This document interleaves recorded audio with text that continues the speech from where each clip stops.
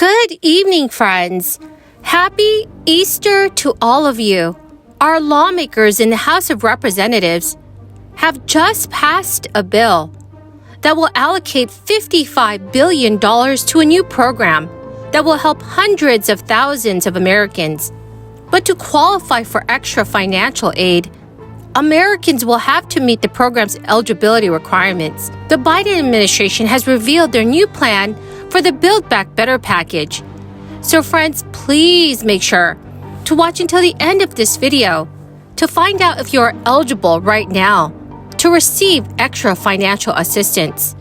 And also, do me a favor, friends, and share this video on social media and with your friends and family.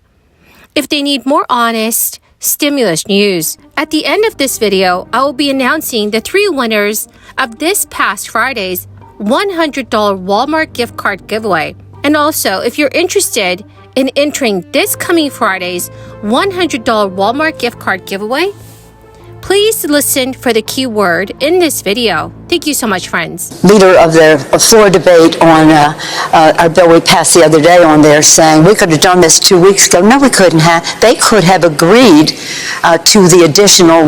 They had 250. We brought it up to 480. And when we brought it up to 480, it had $100 billion for hospitals and testing in there, which is essential to our opening up, testing. But we also had $120 billion for smaller businesses, which are getting left in the shade. And that just wasn't right. So it isn't a question of bickering. It's about establishing priorities, and we have a differences between our parties. The gentleman that you interviewed, Mr. Brady, he said on the floor of the House, we could have done this 2 weeks ago, except they had extracurricular stuff. So millions of small businesses are still dealing with the challenges that was brought upon by the crisis. But now you can add the inflation, supply chain issues, and even the continuing labor shortage to the mix. For these owners, it means continuing to operate with fewer resources while trying to keep their customers. One way they can keep going is by applying and getting timely grants designed to help their industry, which is what the House of Representatives has done with a bill called H.R. 3807. The challenges that small business owners are facing has led the House to pass the bill, which is designed to replenish a small business grant program. With the H.R. 3807 bill, the $55 billion fund will help many deserving small businesses. The House of Representatives is earmarking $42 billion for restaurants, food trucks, wineries, breweries, and bakeries. And the remaining $13 billion will go to gyms, event venues, theaters, transportation contractors, and sport teams. The $55 billion the House passed will be more than welcomed by small business owners. However, there are still thousands of dollars available locally in your community. You can apply for grants from $2,500 to $25,000 in several cities and counties. These grants address everything from renovation projects to freelancers, micro businesses, crisis-related issues, and much more. So my friends, definitely make sure to apply for any available extra crisis relief aid that you are eligible for as soon as possible. All you need to do is click and like several of my videos.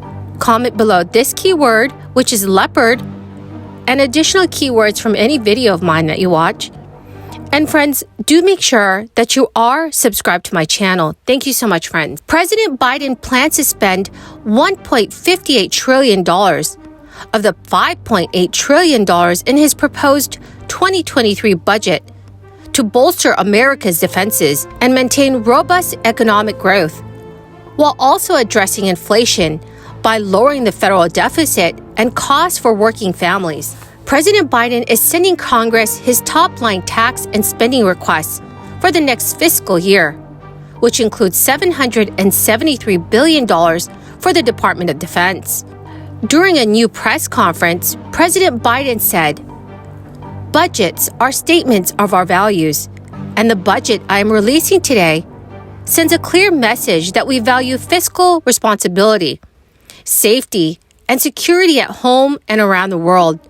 And the investments needed to continue are equitable growth and build a better America. Presidential budgets are meant to be an opening bid by the White House in annual negotiations with Congress on how to fund the federal government.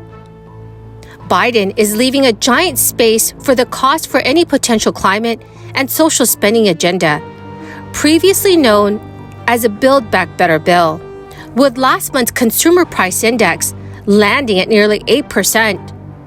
President Biden and his economic advisors are acknowledging that inflation is eating into consumers' purchasing power.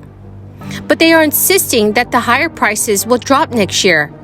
And they blame most of the increase on disrupted supply chains and crisis overseas. Biden stated, America was not immune to the worldwide inflation that has followed the crisis, leaving too many families struggling to keep up with their bills.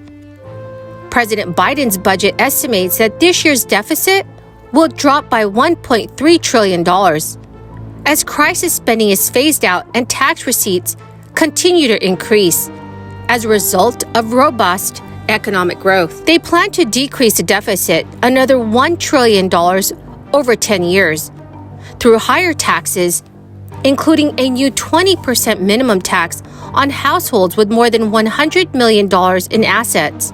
President Biden will propose more than $32 billion in new spending to fight crime. He also wants to increase the corporate tax rate from 21% to 28%, which was rejected by Senate Democrat Kyrsten Sinema in the Build Back Better negotiations last year. Inflation is expected to run at 4.7% for this year, with the budget estimating that it will drop to 2.3% in 2023. The unemployment is forecasted to be 3.9% for this year and dropping to 3.7% next year. So friends, what are your thoughts on President Biden's new plan for the United States economy? Please let me know your thoughts in the comments section below. Friends, that is the end of my daily stimulus update video. Thank you so very, very much for joining me here today.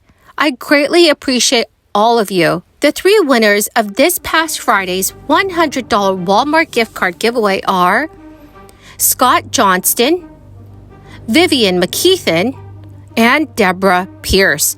Congratulations, friends! Please note that if I have announced you as one of the winners, it's important that you check your notifications page to claim the gift card.